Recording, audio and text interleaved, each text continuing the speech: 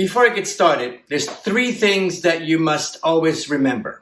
Number 1, when you have a new idea, a new design, maybe you're the assistant to a designer and your boss gives you a sketch. The question is, how am I going to make this pattern?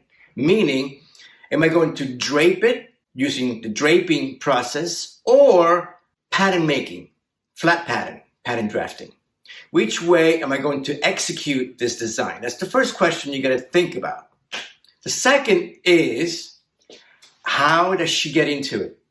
You know, we tend to get very creative and we design these wonderful ideas, and then we forget that she has to get into it, right? Is there a zipper on the side seam? Are there buttons somewhere? How does she get into it? So what I'm going to do in this case is to put the straight grain, the selvage, here. This is the selvage. This is a straight grain right here. So which means that now this is the bias. So I'm draping this dress on the bias. Let's get started. Okay, I'm going to start by pinning my muslin on the shoulder. Put a couple of pins on the shoulder. I'm going to come across the bust here to the side seam.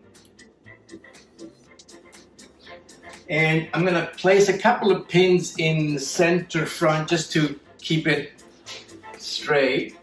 If I want this to be somewhat slim, I'm going to create my side seam. And I'm going to start getting rid of any excess muslin that I don't need. And if I want this to be fitted here, chances are I'm going to have a little dart right in here. So I'm just going to pinch that for now. And eventually this will become a dart. And I'm going to start pinning my side seam.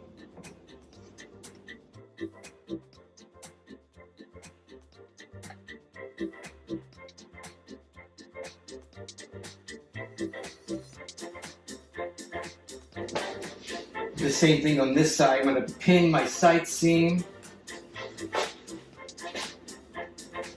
Get rid of all this extra muslin that's only going to get in the way.